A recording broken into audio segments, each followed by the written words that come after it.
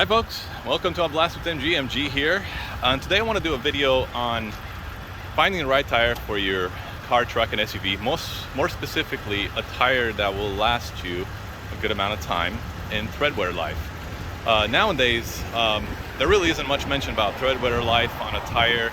I remember back in the day watching commercials for Goodyear, Michelin, all those companies saying, buy our tire, 60, 70,000 mile tire life, etc. I don't see that much anymore, and it's kind of confusing for people who go out there and buy a tire that's well priced, but come to find out that after 25, 30,000 miles, it's wearing out because the rubber's too soft. It's not, it's not made for the application that you're, buying it for. If you want your tire to last longer.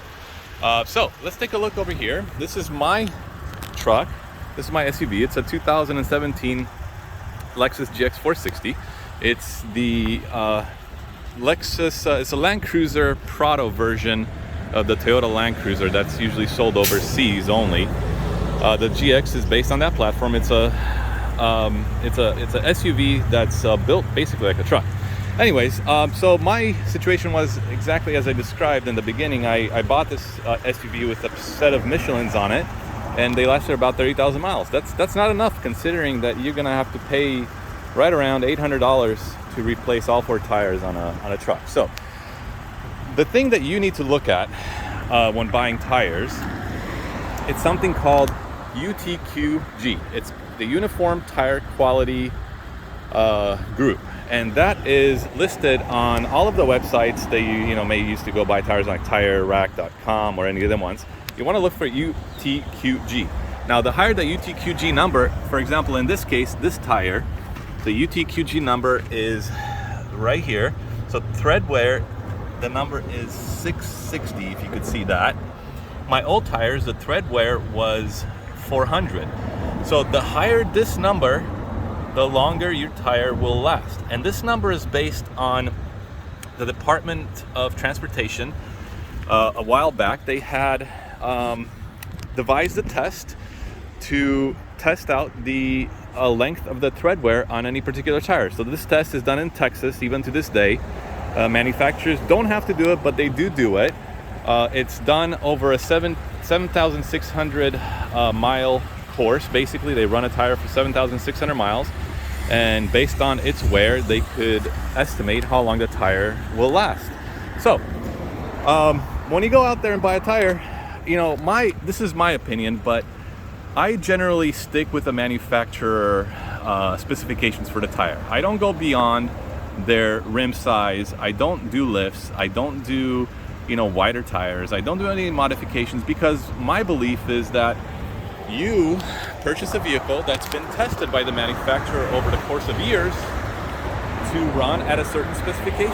And if you deviate from that, especially by doing big 3-inch lifts and getting wider tires, you're really messing with all of that engineering and testing that went through to build your car or truck. So I usually tend to stick with the sizes that came with the vehicle. However, what I will do is you can adjust the patterns. So as you can see on these Dynapro, Hankook Dynapro AT2s, which is what I put on my Lexus GS 460, I went with a little bit of a more aggressive pattern, the thread pattern on this, because I do some off-roading, and it will be nice to have a little bit more grip. However, I didn't deviate at all from the actual size of the tire. So the tire is a 265, 60, rim 18. Those are the three numbers that you're gonna need to look at when you go and buy a tire: 265, 60, and the rim size is 18.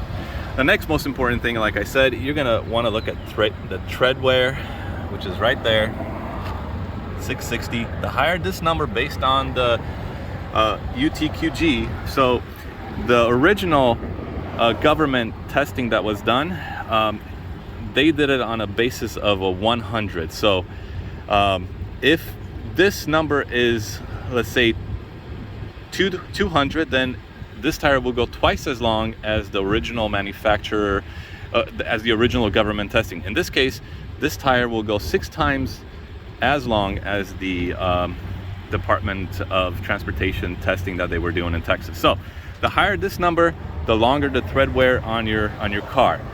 tire. So there you go. That's how that number is. That's why that number is important, and that's why you should pay attention to it, and you know, take into account when you're buying a tire. The lower that number, the less mileage you're going to get out of that tire. The higher that number, the more mileage you're going to get out of that tire. So there you go. I hope you enjoyed the video, and please subscribe. Thank you.